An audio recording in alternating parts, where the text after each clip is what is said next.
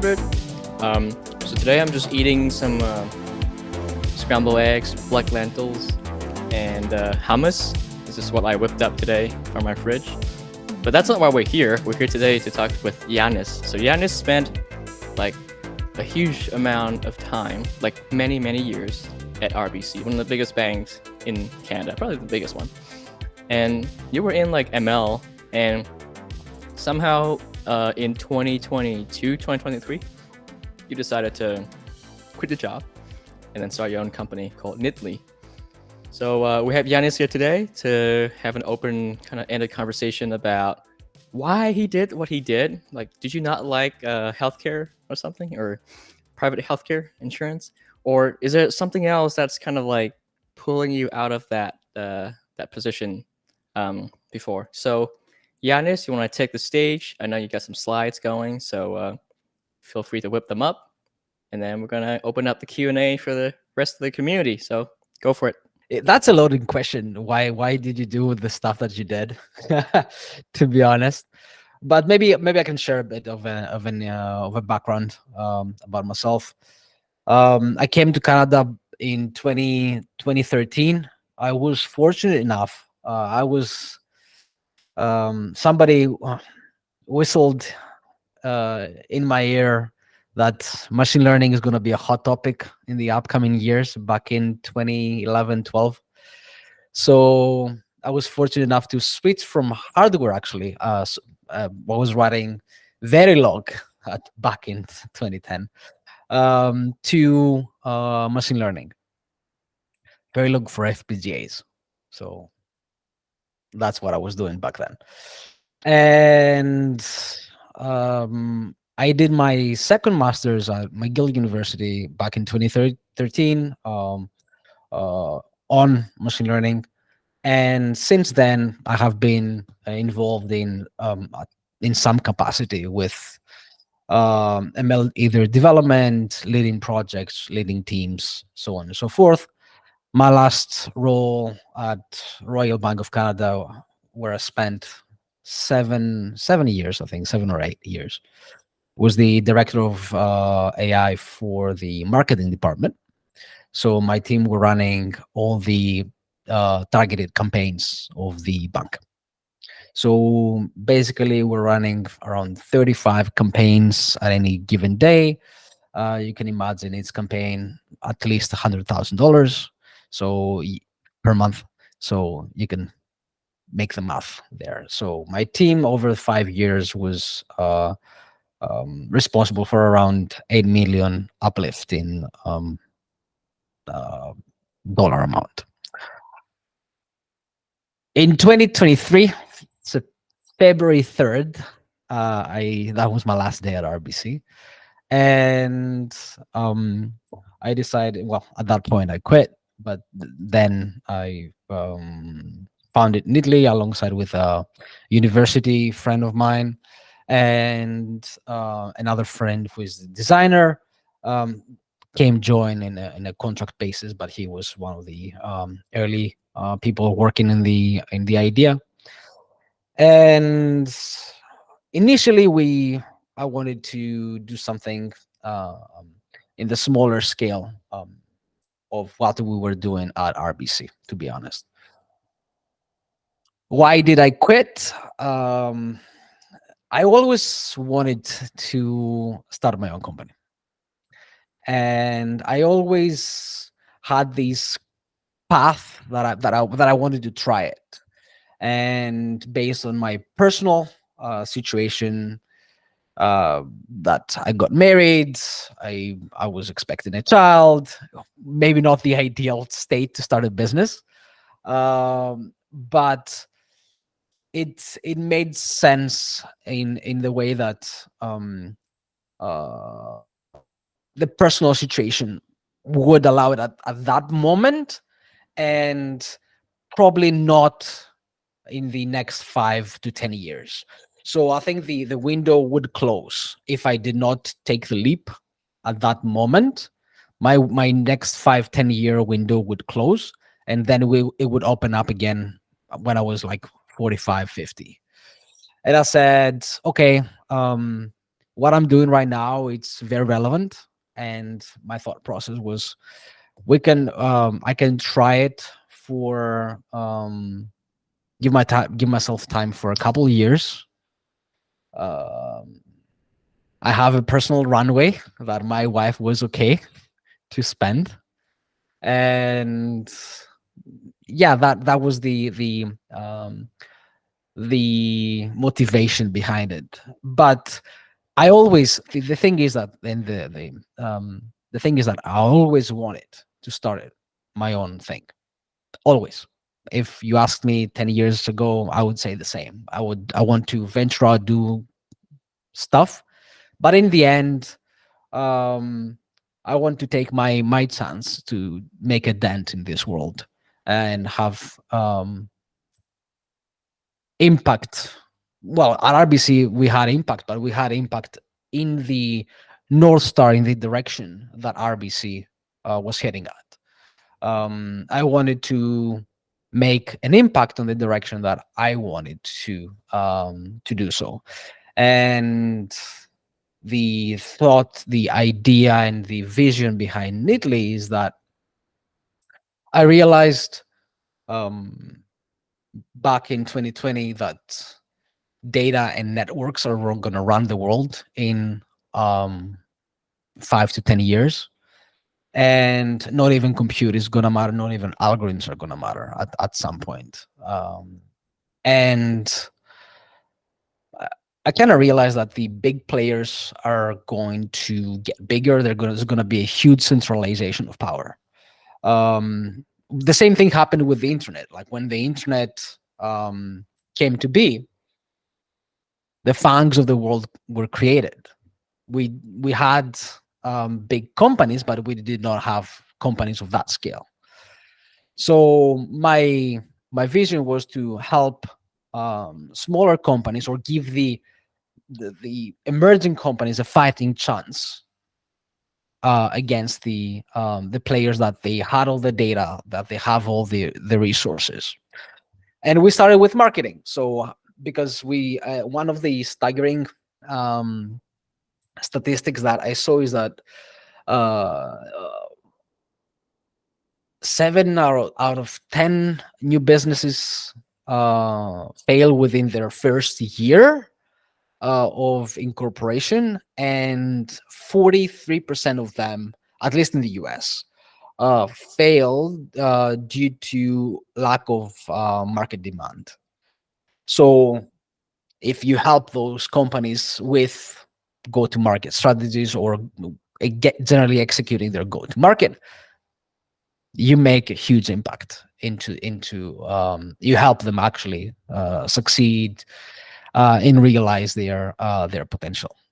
And that's our is Neatly's vision, is to help great businesses realize their potential. Fast forward right now, like after I don't know how many pivots, the vision is still the same, but what we're trying to do is to help any business create business applications with natural language. So basically, we provide a natural language interface into building business applications.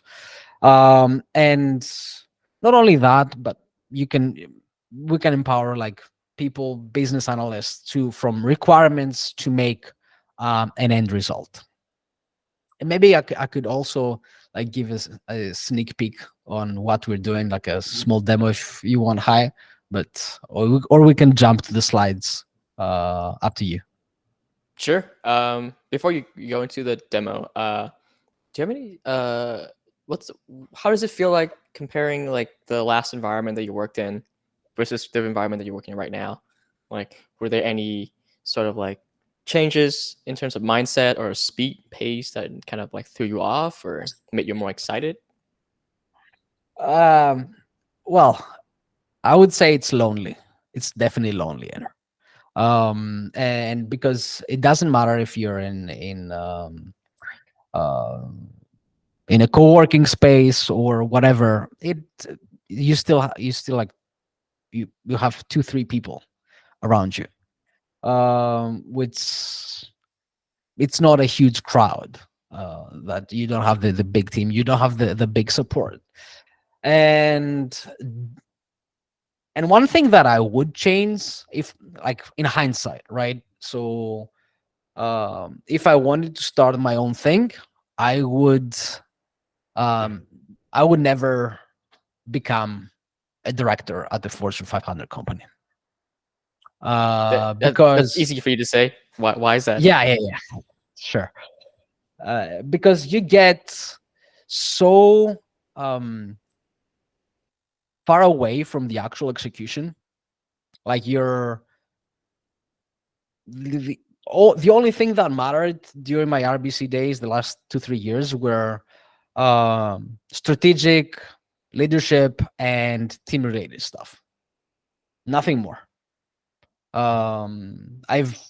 I've had team leads, I had tech leads within the team, and said, okay, I can trust their ability to guide the tech side. I need to bring like what we're building and general direction to the team. Here, though, like you do all that, but at the end of the day, you have to execute. It's not anybody else that it's gonna do the work for you. And that was the and you can raise money with a pitch deck. That's something that you can do, but you have to be there are some things that you have to do and you have to give up, like a lot of You talking about equity, a lot of internally in RBC that you can kind of no like. no no no from here, like right Oh, okay. now, like you can raise money and get a team that you can again manage and be far away from the actual building. But I don't think that would work. Like here, you need to, like in the startup world, like I think you need to live and breathe what you build every day. The same thing that I feel like that you have to sell your stuff. You Yeah. have to be in the weeds and really feel the impact with the customer. um it's not that you don't sell in the corporate environment. You always sell your projects, you always sell yourself, but it's a different it just has a different perspective. It's not like it is a bit, even in bad corporate environments where it's a bit more cutthroat. I've been in many teams that some teams were more cutthroaty than others. But even in those environments, the fight or flight um,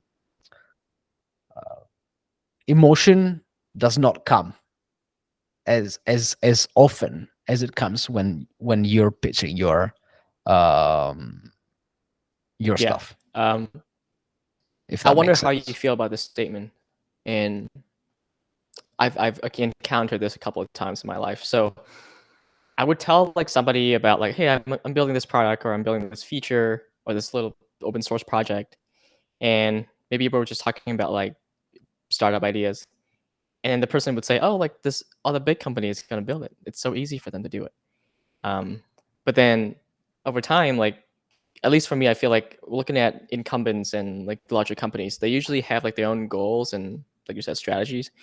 And Yep. these like features or things that like we were thinking about never get built into like a bigger product. Like for example, like Google took forever to put like LLM in their G Suite.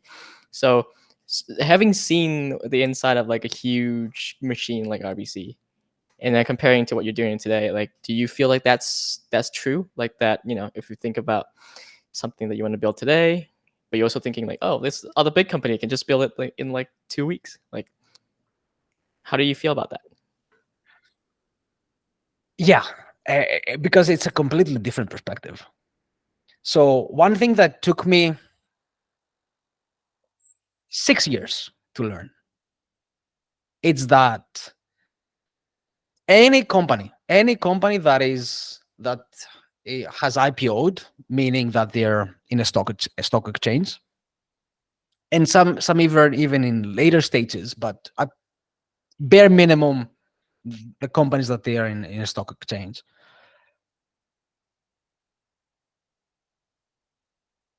The um, the role of a leader is to manage risk.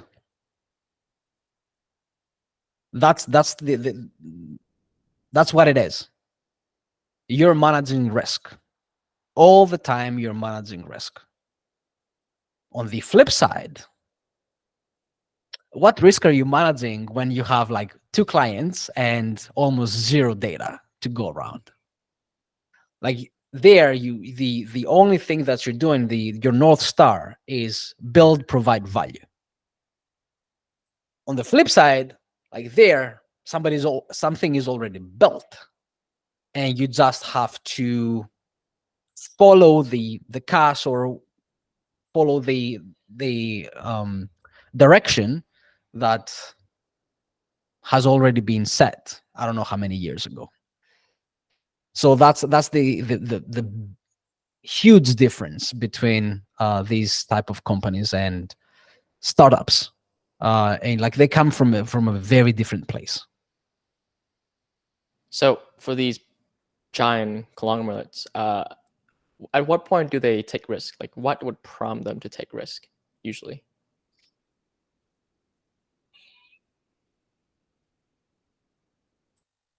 I asked that question to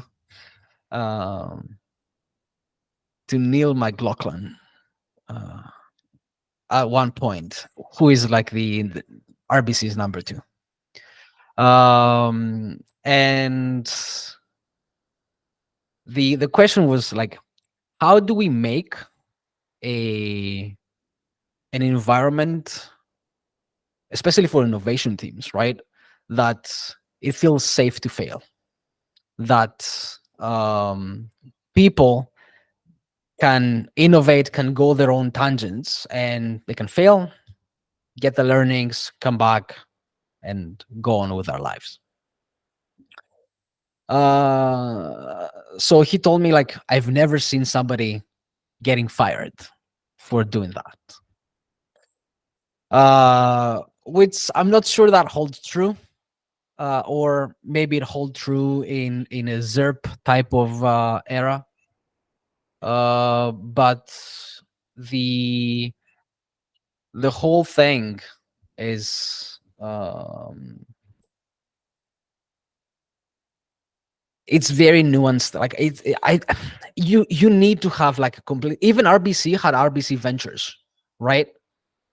Had RBC Ventures, which is a completely separate department, and it's their whole mandate is to build new companies that it's like spin-offs, like the university spin-offs, and even those had a hard time because they had to go with the value prop of RBCs, I think. So kind of like do whatever you want, but in this confined kind of box. Yeah, I honestly, I don't know how they operated because I had limited interaction with them. Owner is one of the success stories there, but I did not see a lot of success stories coming out Yeah, I after use that. owner. Yeah, and that it has a value prop, right? Yeah. So let's talk about tooling. So now you're building your tooling from scratch, right? You're serving Yes. your users. I'm assuming over API or something. But back at RBC, like how crazy was the tooling? Like how big was the, you know, how many hands are on there all the time compared to what you're doing right now, which is like 2-3 people? Right now it's 2 people, right? Yeah. 2 people writing code. 2.5. Yeah, 2. Well, no, it's 2. 2. No design. I think it's 1.5. I think I count as a half. I've been out of the game for 3 years, 4 years, and I had the last year was painful to just get my hands on the keyboard again. It was hard, but right now I feel comfortable again. I can say. Also, what a great thing GitHub's Copilot is it's amazing. I really love like the tab Yeah, thing. that's why I say 2.5. Awesome. But yeah. So it's insane. Like at some point I had 10 machine learning engineers, scientists and engineers and contractors, full support team with um 5 6 data engineers, and then the full stack folks from their like other 4 or 5, and people running experiments. Like if we wanted data, like I was in the from the only teams I think that we were not doing the data integrations ourselves or the data pulling. It's insane how much time and effort goes to curating your own data and pulling the data in, making data sets. Well, making data sets, like we made the training data sets, but actually the production pipelines. Um, so we were fortunate at that point. The the scale of the data is what is the biggest differentiator right now. And I think once we get to the slides, um i i I will touch a bit upon that because it is painful. It's like the GPU poor. It doesn't even compare to be data poor. I think it's my opinion. All right, let's go to the slides. Let's see the difference between the data poor and the data rich. So yeah, I prepared like because we're kind of focusing on fine tuning right now some models. I was gonna share some slides about fine tuning and what is about what we are interested in at this point. So this is what changed the landscape. No, since I got published the transformer architecture. I'm not too sure if something else would have come by. I think somebody proved right now that transformer is a form of recurrent neural net, which is interesting. So GPT stands from generative pre-trained transformer, and it's autoregressive. Like the whole thing is like predicting the next word based the current word sequence. And the only thing that you need to do is unlabel data because the prediction is the next token in the sentence, which is again great for producing content, but not so helpful for executing specific tasks. So, and these are the whole different things that you can do with models right now in taking the actual GPT and going beyond.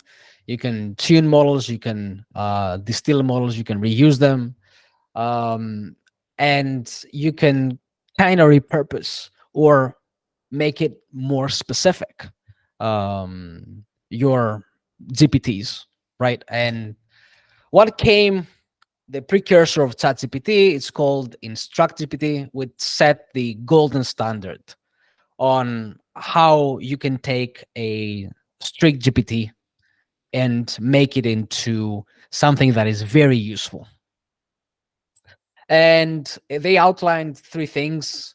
So the first thing is instruction tuning. Basically, we want to teach the transformer to actually answer specific tasks, so or execute instructions in a consistent manner.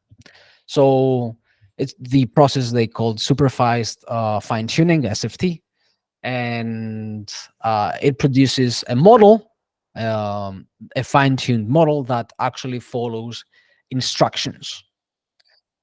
And you can even take instruction models and fine tune them more, and we can talk about that later, into narrowing them down into executing specific instructions better than others.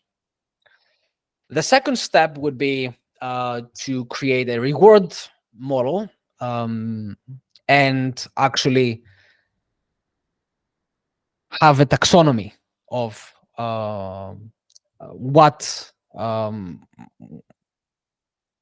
which response is better than the other, and actually train a model to distinguish which is, and actually predict the order of preference. And then the third would be to actually take that reward model, and this is what we call the reinforcement learning from human feedback. That's the human feedback on the second step, where we create that reward model and actually train the model and align, as we say, the model to the preference of the human who labeled the previous reward data set. So if we want to fine tune, then we need to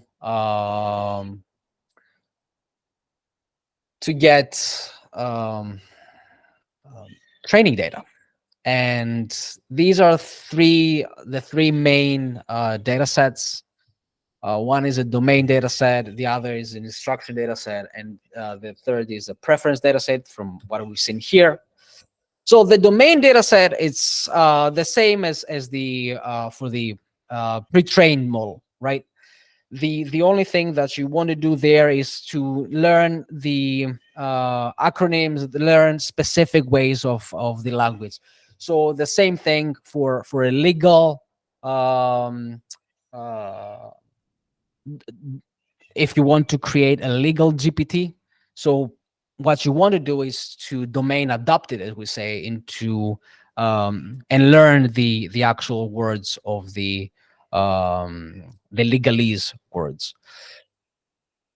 Then you will need an instruction data set to understand, okay, what are the instructions that we need to do? Like Dolly 15K is a public data set from Databricks that you can find and fine tune with instructions if you want to play around. And preference data set is a data set where somebody has gone in and said, okay, this output is better than the other, is better than the other for this instruction.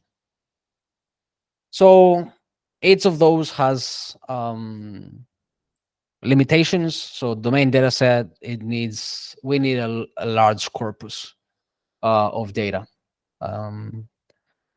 The other ones are high quality data sets, and they're very expensive to source. Imagine that you need to hand tune them, so you need to have labelers in there to rate its output. And what kind of like Yep. what kind of vendors or companies that can usually acquire these like very highly curated data sets that are super expensive that you're talking about? So there are public data sets. So Hugging Face data sets, it's a library that you can go and take a look. The I remember that university. I forget that university's name. That they have also a corpus of data sets that you can access to. But then there are also private companies that they sell data sets like that. But usually companies do create their own, and they use vendors like Snorkel, Argilla, and these two monads the annotation. Or or you can go to Mechanical Turks and actually pay people and have the instructions on how to label that, and pay somebody in India or wherever to make it, to label it in a cheap fashion. Is that what But Skill AI does? Like they just hire a bunch of people overseas, label the data sets? I'm not familiar with what they're doing, but it is a common practice. But and especially back in the day, using Mechanical Turk, Amazon's Mechanical Turk was very very common. But right now you can also do something different. Instead of learning directly from data, you can learn from model. So the big guys used all of these data to train the models. Why can't you use the data, the model, to retrieve data and actually train from there? So this is the learn from exactly from the model. In order to do so, you need to check the license that these models are under. For example, you can do that for, I think, for an academic purpose. GPT, OpenAI allows it, but not for commercial use. So be wary. And you can create data sets from synthetic data. So from it's called like distillation, using the powerful models. So it's basically a larger model teaching a smaller model or a weaker model to perform better. So it's not They were necessarily using the bigger model for as a reward model, but more so using it to generate synthetic data, right? yeah, just generate synthetic data. Yes. Okay. So there are other distillation methods, but they apply to white box models. So basically, take the weights of the model and prune them, make them smaller, um, learn from the last layer. But these apply for white box models. White box meaning that you have access to the weights and you have access to the whole architecture. For GPTs or for OpenAI's GPTs, you don't have access. You just have access to the output. So that's the only thing that you can train with. So the idea is to use models like that, powerful models that they have trained in large corpus, and produce synthetic data that you can then use to do instruction fine-tuning, preference fine-tuning. And also you can use LLMs, large language models, as judges.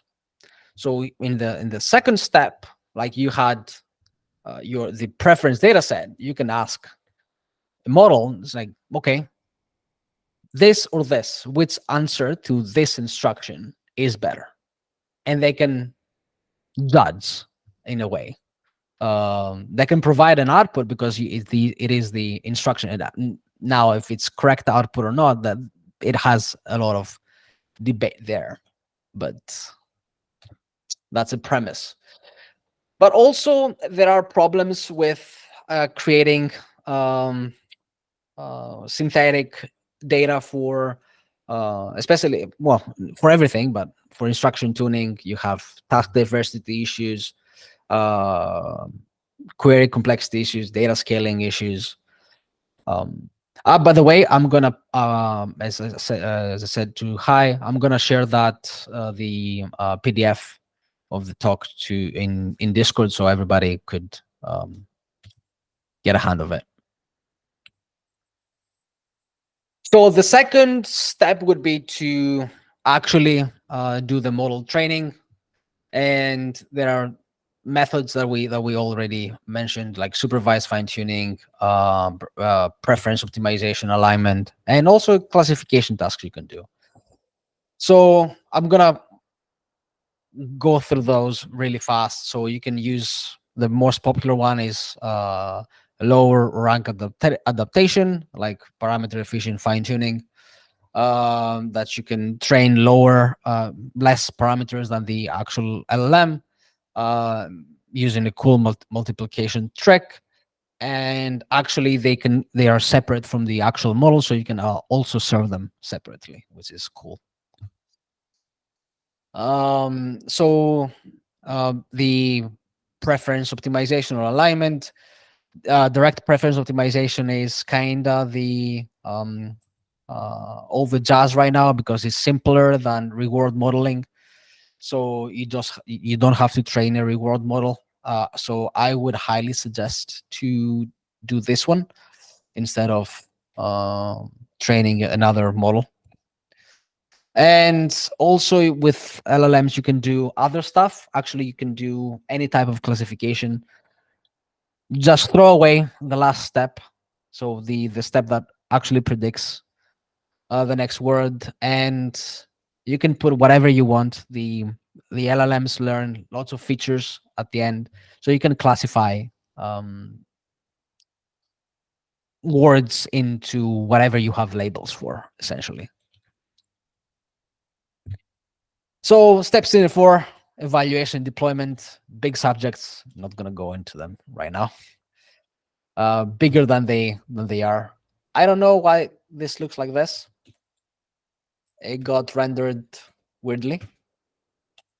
Interesting. So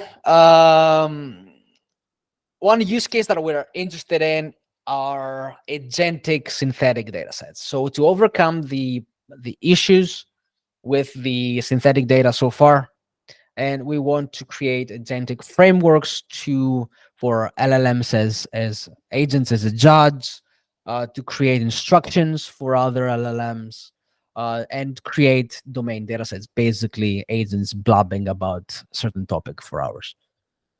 Okay. So quick question about this. Yeah. Before you were talking about using LM, just kind of like spit out maybe JSON, like this one's better than this one. But here you're saying that using a sort of like think and then scratch pad and then now come up with the output, right? Is that what I'm saying, right? Yes. Okay. So basically, you can have agent personas, right? And one could be the critic. You can have actor critic type of scenarios. You can have like the Bob and Alice. Bob and Alice is a common adversarial framework. So you have Wait, is that true? Bob and Alice yeah. adversarial. That's funny. So yeah, so if you read the initial generative adversarial nets paper, they use, Oh wow, and it's not coincidence. They always use Bob and Alice. that's interesting. So the whole conversation, they probably come out with like a JSON, kind of like a simulated. Yeah, so you can have debate. Bob and Alice actually one trying to trick the other. Oh man. All right, continue.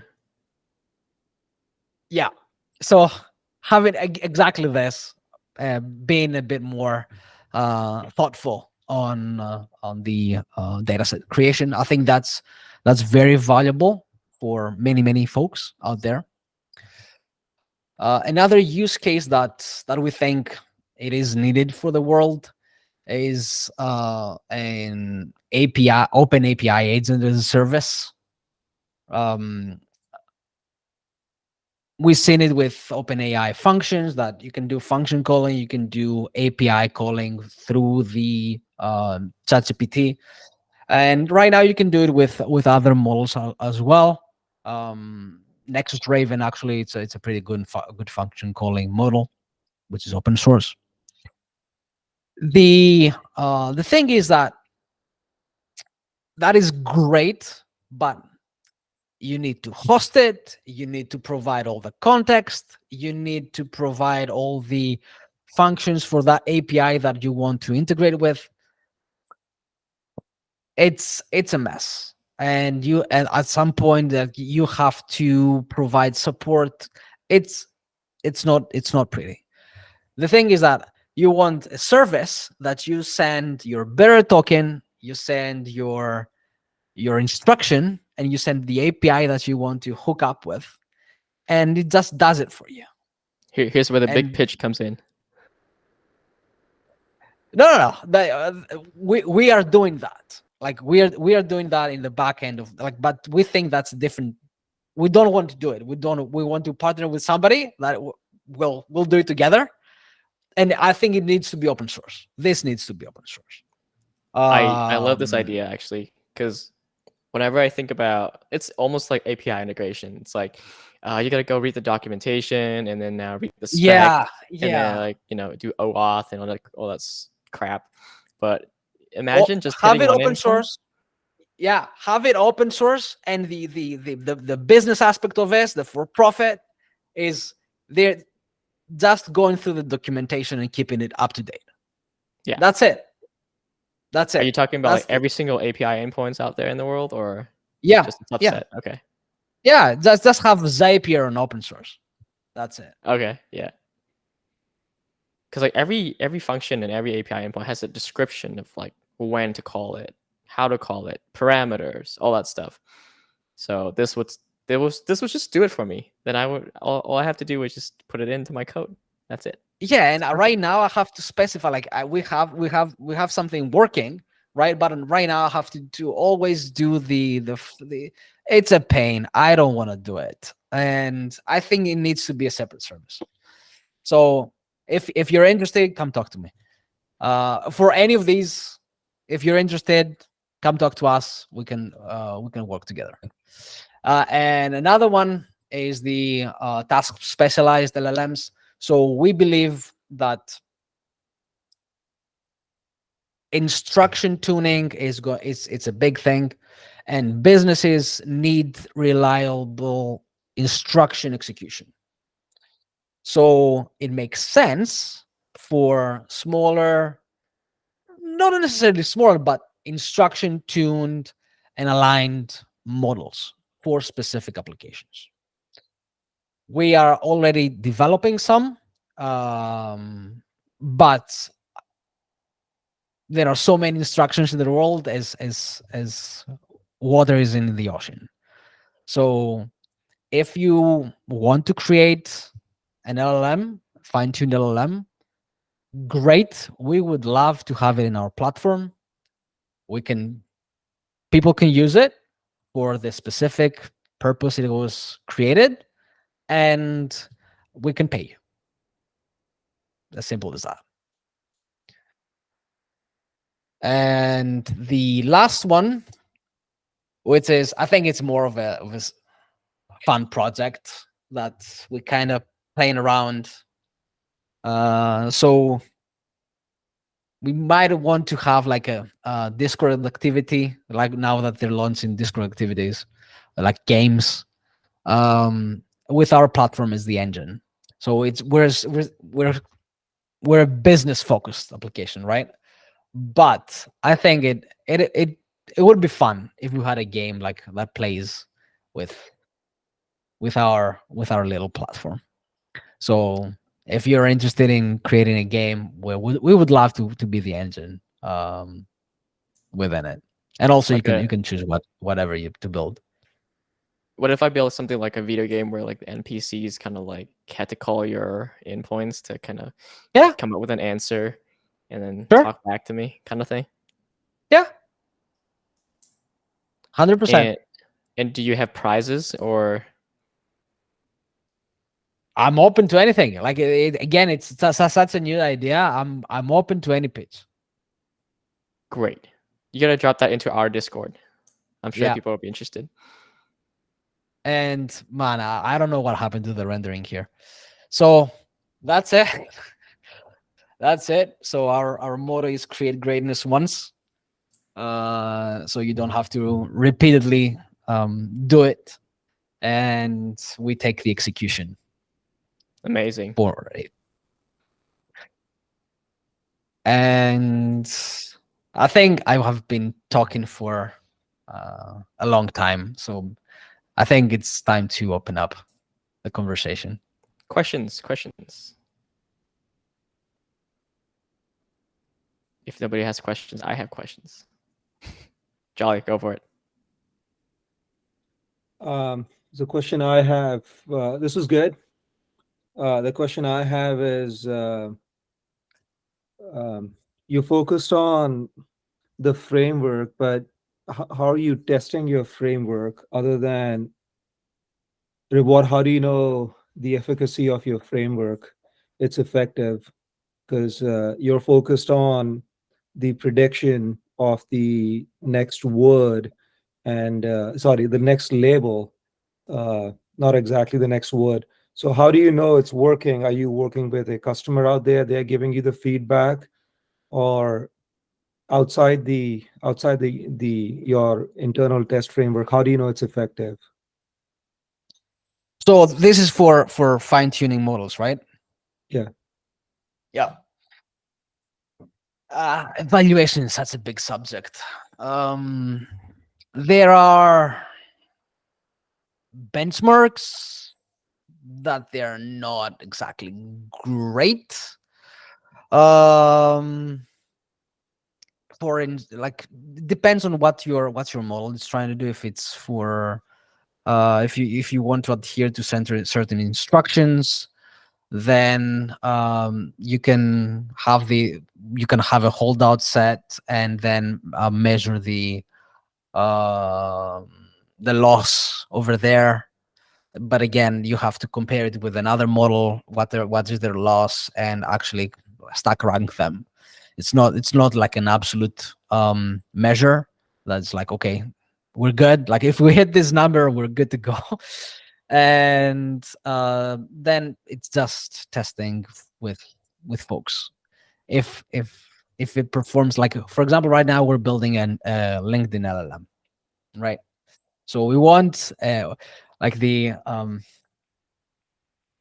GPT-4 has this cringeworthy start to thought leadership content every time. As a what? It starts always with as an imaginary leader, as a whatever, which is so easy to tell that is GPT-4 generated. So we want to make something better. At the end of the day, somebody will try it and say, okay, they will give it some shots, right? In a real test scenario at the end of the day. But our approach is the scientific approach is, okay, we have our instruction, we have the holdout test, we see what's the loss there, and we compare it with other models currently. Again, evaluation is a huge subject. I don't think we have a good enough answer right now in our process. Thank you.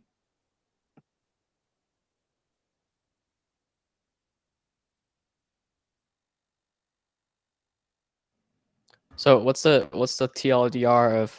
Do you feel like this is the last pivot, or this is one of your experiments? Yeah. You know what? I'll give this one a go. I'll give this one a go and see. Actually, yesterday I had my first demo. With the product is nowhere near presentable, but I convinced myself that I should do it, and like it looks hideous. It doesn't do a lot of the stuff that we wanted to do, but during the demo I got a wow. So that tells me that something works, and I think I'm going to keep pushing that wow factor and see where it goes us. Sounds great. I think you have a question, right? Yes, I have a question. Please correct me if I'm wrong, but what I understood from your platform is that you're basically combining robotic process automation with LLMs together to automate processes in organizations, right? Actually, yeah, it is something like this, but um, process automation has been done for I don't know how many years right now. Zapier is the leading platform there, and UiPath. a lot of things go right in their way, and they have incorporated all the latest foundation models in there. But I've used Zapier and I've used their the first thing when we had our previous when we were doing our previous iteration, we wanted to create content. So my idea is like I hate creating content, and I hate distributing the created content once it has been created. So what did we do? We tried to automate that process. Okay, great. We're gonna use all the latest AI tools. We're gonna use Zapier. We're gonna use custom code. So we did custom pipelines. So to upload, once we hit a record and we hit stop, we had an automated flow to make a transcript, summarize, put a blog post in place, send that to as a post to LinkedIn, Facebook, whatever, right? It broke every other day. It was terrible, and I mean terrible. And it had so many issues, and I think right now it has so many issues. And through that process, we got to know which were the issues, and that's what we're trying to solve. But the main difference of our platform with those like is that it's what we call like thought automation. It's not that we're trying to we have a fixed process and we want to map it out. Like we have a strategy that we have mapped out the strategy and we want to execute a strategy. So basically the first step of the strategy would be, okay, I go if you want to create thought leadership content, for example, right? I go to LinkedIn and Twitter at 8 a.m. in the morning, and for an hour, I go through my feed, whatnot, and look for posts that I can interact with and I can provide my perspective. Great. And then what do? Then I take those, I retweet those with a take, or I put them as a thread, whatnot, and then I do ABC. Great. This is a strategy. This is an approach that you can have. Like robotic process automation could never replicate this. These are the thoughts in your head. We can do that. So we can replicate for each task that that you have in your approach. We can spark an agentic process that we hope that is reliable and consistent at the end, because agents right now are not the most reliable and consistent thing in the world. But our approach right now, and I think is what the Devon's approach, the AI developer, I think they figure out planning, and actually they did not figure out planning. They just hard-coded planning within the thing. So they have certain number of paths, and they have a model to just go through the most likely path.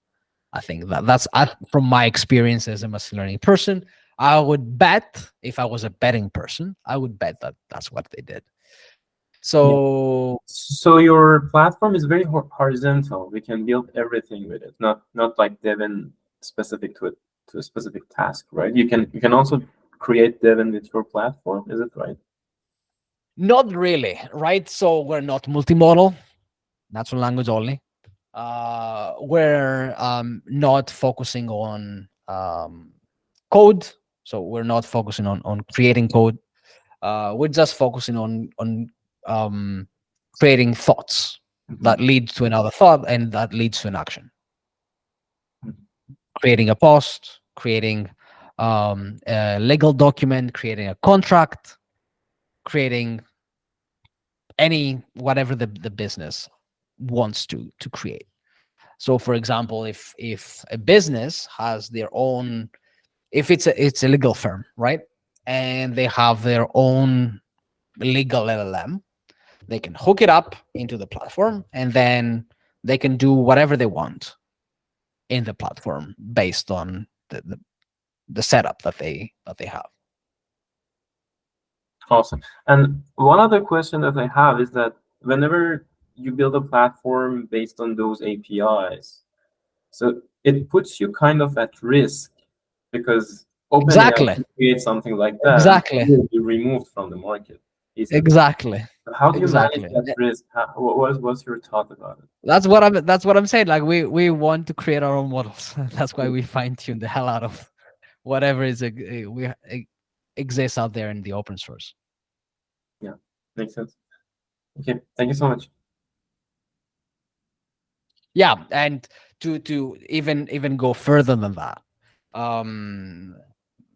companies that do rely on one model, I don't think they rely on one model or one provider, but they will not, and they will have fail safes. So if that model times out, that model does something else. This is gonna be it's gonna become like a same thing as we have timeouts for API requests right now. Great. Thank you so much for your time, Ioannis. It's been super useful, super interesting, informative, and also encouraging going after the big guys in this field. So thank you for hopping on. Oh, it was my pleasure. My pleasure.